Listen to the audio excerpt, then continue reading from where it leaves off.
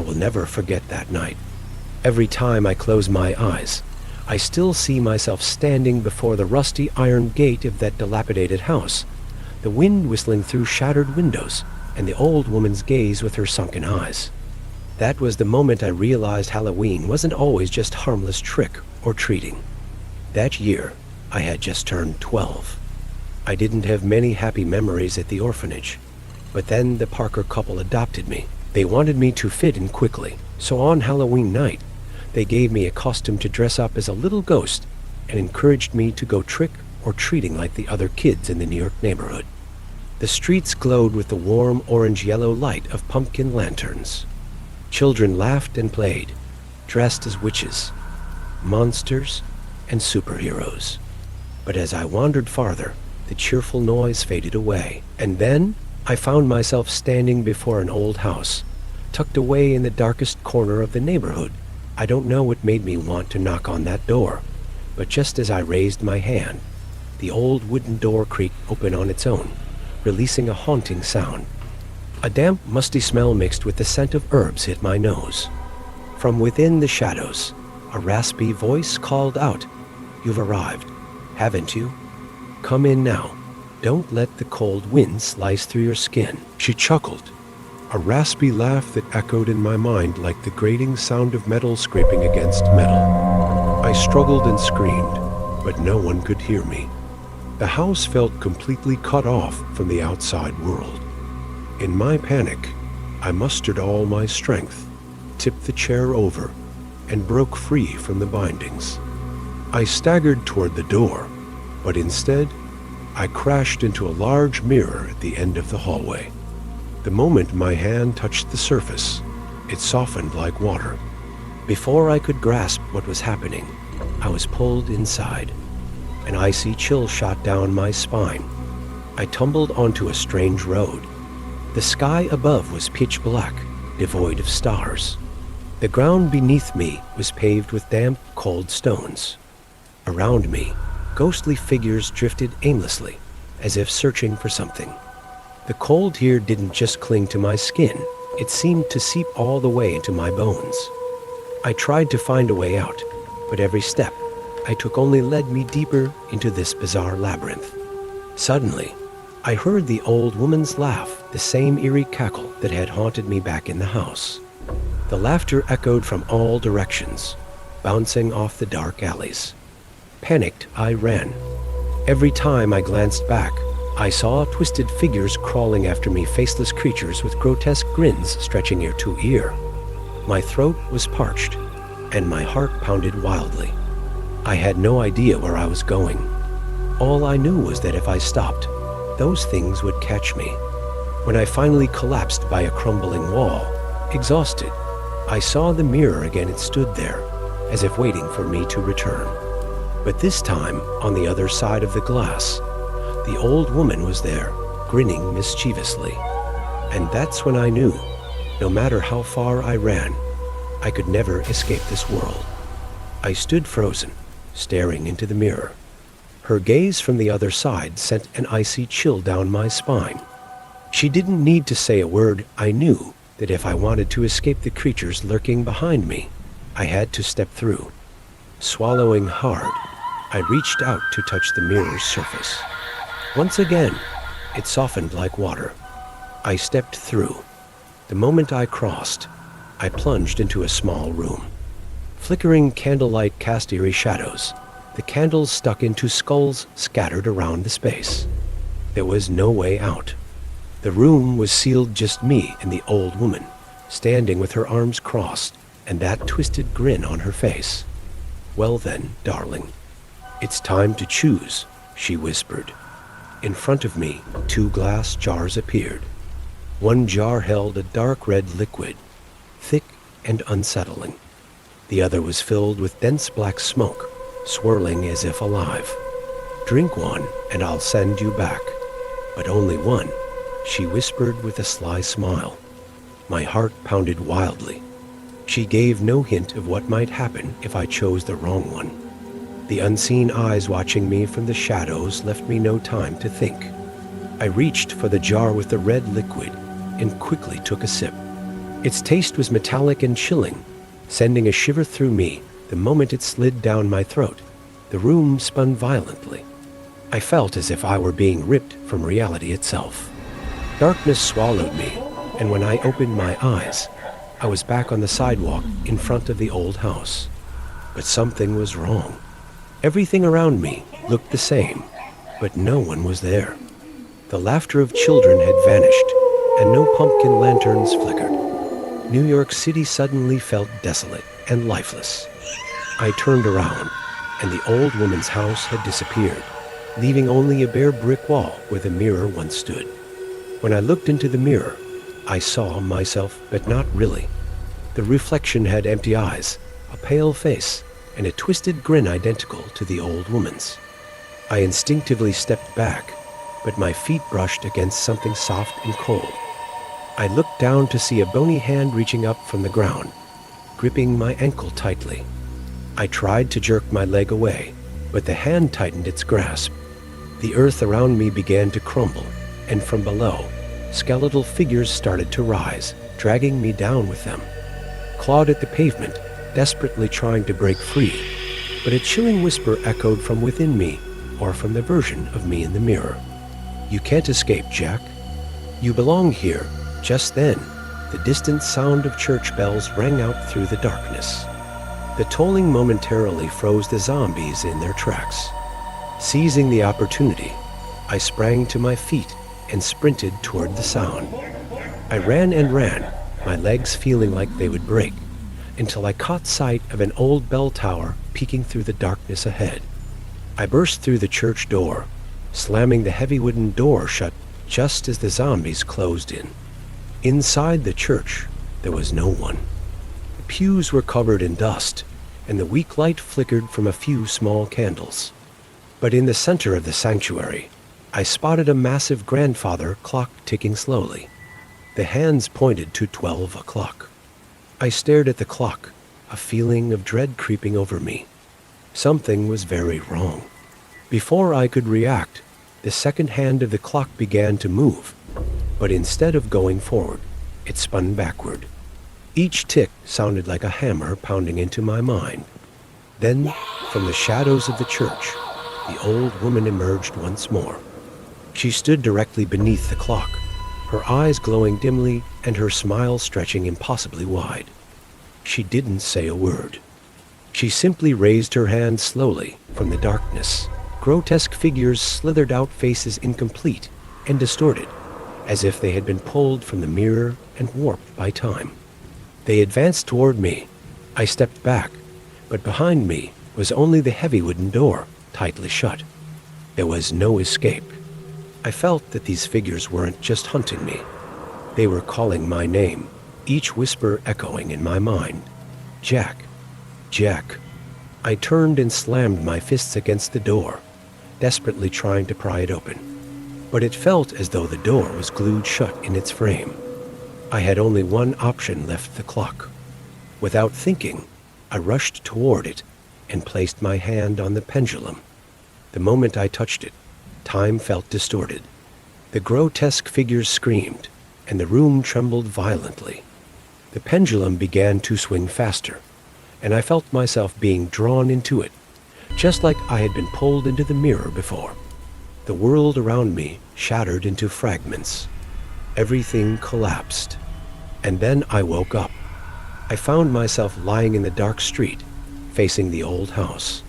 The house now stood abandoned, its windows boarded up, with no lights flickering. The air felt suffocating, as if I had never truly escaped. I could no longer be sure what was real. Had I returned to my world, or was this just another loop? Then, from a distance, I heard footsteps. A small figure, dressed exactly like me, was approaching. As it got closer, I froze in shock. It was another version of me, with empty eyes and a twisted smile, just like the one I had seen in the mirror. I shot up to my feet, my heart pounding wildly in my chest. The other version of me advanced, each heavy step seeming to crush the space around it. "You shouldn't have come back," it whispered, its hoarse voice echoing like a call from the depths of a chasm. I stepped back, But with every step I took, it moved closer. There was no escape, no one around, just it and me. I couldn't stand still. I turned and ran, its footsteps close behind me. The wind howled through the crumbling buildings, mocking me with an eerie laughter that echoed all around. Every turn I took transformed the surroundings, no longer with their familiar skyscrapers. Instead, everything morphed into narrow, winding alleys, like a maze with no escape. Suddenly, I spotted a light at the end of one of the alleys.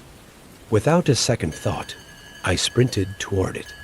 But the moment I crossed over, my body felt as if it were falling into a void. I fell endlessly, with no gravity and no sense of direction. Only darkness and the laughter of my other self echoed in my mind. Then I landed softly, as if placed gently by an invisible hand. When I opened my eyes, I found myself back in the old woman's living room. The mirror was still there, but this time I didn't see my reflection. Instead, the old woman's eyes were staring back at me from within the glass. She wore a gleeful smile, and her voice rang out, "The game has only just begun, Jack." I couldn't move. The old woman's gaze from the mirror pinned me in place, freezing my entire body. She placed a finger to her lips, signaling me to be silent, then grinned with a smile so deep it seemed to tear her face apart. The mirror shook, and from within, dark hands emerged, clawing at the edges of the glass as if trying to crawl toward me. I tried to step back, but my feet felt glued to the floor. As the hands reached closer, the door behind me burst open with a violent force. A cold gust of wind swept in, extinguishing the candles around the room. The space was plunged into complete darkness, with only the old woman's laughter echoing from afar. I turned and bolted through the open door. This time, I was no longer in her house. Before me lay a shadowy forest, its twisted trees resembling giant rib bones jutting up from the ground. I ran deeper into the forest, unsure of where I was heading. The further I went, the denser the trees became, their branches clawing at me, tearing my clothes and skin. But I didn't stop. Ahead, a faint light suddenly appeared. I sprinted toward it, hoping to find a way out. But when I reached it, I came to a sudden halt. Before me was a circle of mirrors, each reflecting different versions of myself: happy, sad, angry, terrified. And standing in the center of that circle was the old woman, flesh and blood. She smiled, and I realized there was no escape. I took a step back, but she raised her hand, and the mirrors began to tremble in unison. My various versions stepped out from the glass, one by one, surrounding me from every direction. "Welcome home, Jack," she whispered, and the others echoed in unison, "Welcome home." I spun around, watching as each version of myself approached. They said nothing more, just wore cold smiles and extended their hands toward me. The hands looked exactly like my own, but pale and soulless. I screamed, struggling to break free, but my legs were trapped among the distorted faces. One of them grabbed my hand, pulling me forward, causing me to stumble directly into a nearby mirror. I ran deeper into the forest, not knowing where I was going.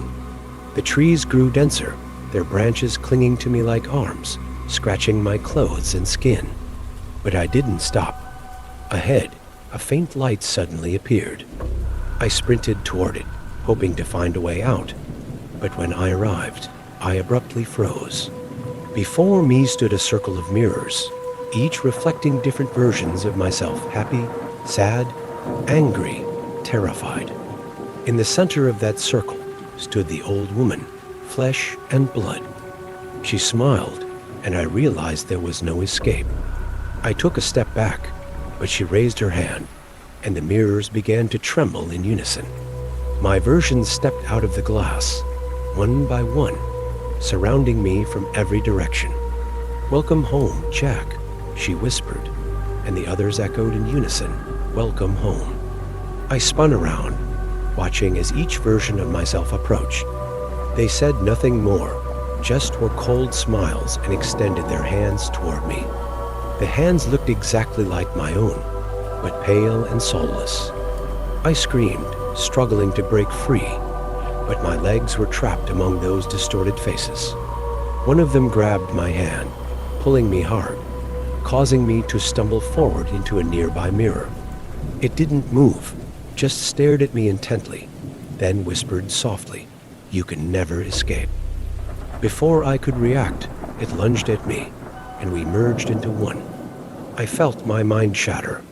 All memories, emotions, and consciousness were swept into a vortex with no way out. I opened my eyes again, and this time, I didn't know who I was. Everything was hazy. Before me was a small mirror, hanging on the wall in a dark room. I looked into the mirror and saw a distorted version of myself. I stared at the reflection. It was me, but not entirely. The eyes were sunken, devoid of any light, and the smile was warped, curving like a crack across the glass surface. The image in the mirror began to mimic my every movement, but with a strange delay, as if it were reenacting my actions in a distorted way. I raised my hand, trying to touch the mirror. As soon as my finger touched the glass surface, the reflected image broke into a sinister grin and yanked my hand inside. I was pulled into the mirror once more, but this time, the mirror world had changed. Everywhere were endless, winding corridors connected by hundreds of warped mirrors. All of them reflected different versions of me, each one either laughing maniacally or weeping in despair. I sprinted through the hallways, desperately searching for an exit, but the footsteps behind me never ceased. I knew they were my other selves chasing me, wanting to drag me back. I ran and ran until I spotted an old wooden door at the end of the corridor. I charged toward it, flung it open without thinking, and was instantly thrown back into the real world. I collapsed onto the cold tiled floor. As I looked up, I realized I was back in the old woman's house. The room was silent, and the large mirror had shattered into countless pieces. The old woman stood there, watching me with delight. "Now do you understand?" she said, her voice sweet yet terrifying. I wanted to scream, to run away, but my legs wouldn't move. Then she approached me, whispering into my ear, "You will never leave here, because now you belong to my world." In my mind, I could hear the laughter of my other selves. They were still there, not just in the mirror, but within my very consciousness. And I realized that this house never let anyone out. The darkness within seemed to breathe in time with my fear. The old woman vanished into the void like a wisp of smoke, but her whispers lingered in my mind. "Everything here is a loop, Jack." I struggled to stand, my whole body trembling. But before I could take a step, the shards of the broken mirror beneath my feet began to shift. They didn't just slide away. They reformed into the image of another open door, but from it crawled a shadowy figure. Vaguely familiar yet unsettling, it was me, the dark version of myself. I turned and bolted toward the front door, but each step felt like it stretched into eternity. The walls around me shifted. Doors appeared and vanished. Each time, I opened one revealing a different scene: a deserted hospital, an old school, and a decaying church. I felt panic rising as I darted through these fragmented memories, each space echoing with the whispers of my other selves. The dark version of me was close behind, its breath heavy and suffocating. I couldn't afford to look back. I had to keep moving, had to find a way out of this twisted labyrinth of my own making. Each door I opened led to more confusion, more shadows, and I realized they were all parts of me, fragments I thought I had left behind. I stumbled into the school, its empty halls hauntingly familiar, lined with desks that seemed to leer at me. My heart raced as I heard the echo of laughter, taunting me, reminding me of the innocence I once had, now twisted by fear and darkness. I pressed on, desperate to escape, knowing that with each passing moment, the darkness was gaining on me.